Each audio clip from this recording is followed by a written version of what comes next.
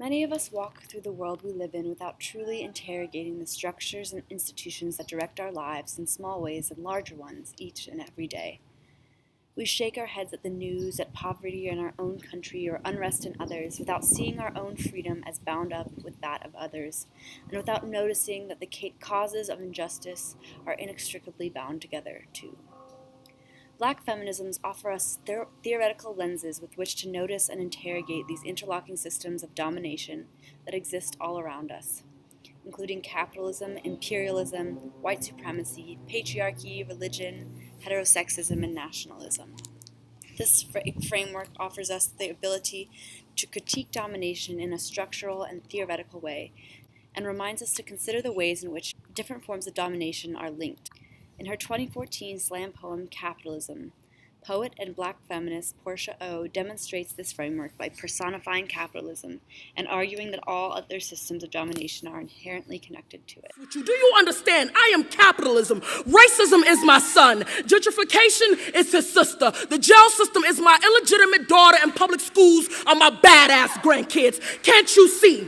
All of your oppression is related back to me. I'm the king in this bitch, and I'm so slick with the shit. I got you thinking you only work for what you need. My blood is made of envy. Black women feminists have been interlocking systems of domination as both theorists and activists in modern-day United States, going back to 1832, when Mariah Stewart, a free Black woman, was the first woman and the first African American to speak before an audience of both men and women, Black and white. In her speech, "Religion and the pure principles of morality, the sure foundations of which we must build," she encourages fellow Black women into activism to resist both patriarchy and white supremacy. She wrote, "How long shall the fair daughters of Africa be compelled to bury their minds and talents beneath a load of iron pots and kettles, until union, knowledge, and love begin to flow among us? Do you ask the disposition I would have you possess? Possess the spirit of independence. The Americans do, and why should not you? Possess the spirit of men, bold and enterprising, fearless and undaunted.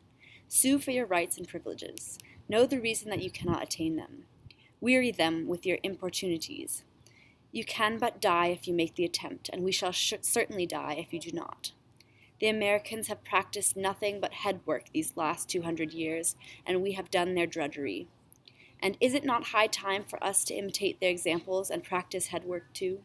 Mariah Stewart made this speech 5 years before the Grimke sisters were speaking in public, almost 10 years before Frederick Douglass ever spoke in public, and 32 years before slavery was abolished by law.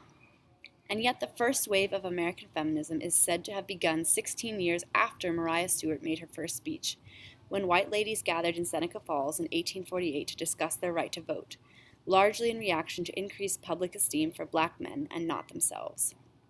Thus, Stewart's speech subverts interlocking systems of domination in its form, as she, as a speech giver, claims a form of public participation never before deemed acceptable for a Black woman. She uses language associated with the educated to subvert conceptions about how intelligent a Black woman could be.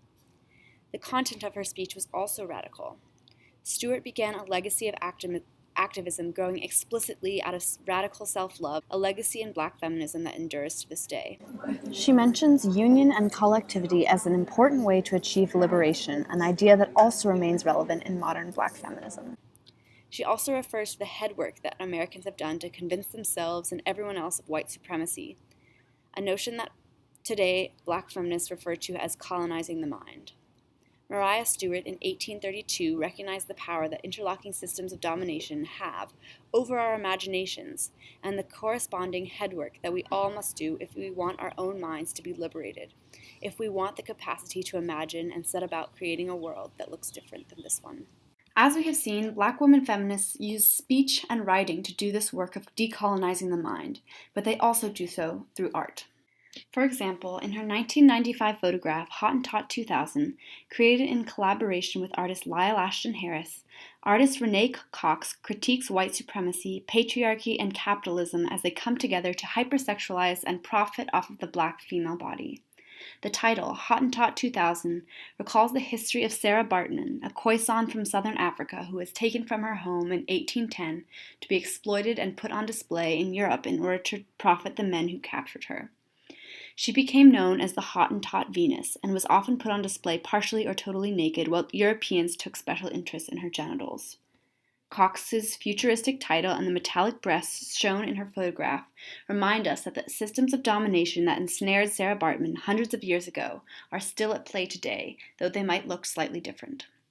The fabricated nature of the breasts and buttocks remind us that representations of black women shown in the media are just that, fabricated, constructed by those who create media. Cox's photograph asks us to examine our received notions about black women and why we have these notions. The image may remind us to be critical consumers of all images, able to understand the carefully curated nature of all media, and by doing so, embrace our power to critique these images as creations by people, not unbiased facts. Cox and other black feminist artists and theorists encourage us to be thoughtful participants in the world we live in, able to identify and challenge interlocking systems of domination where they appear, especially in our own minds.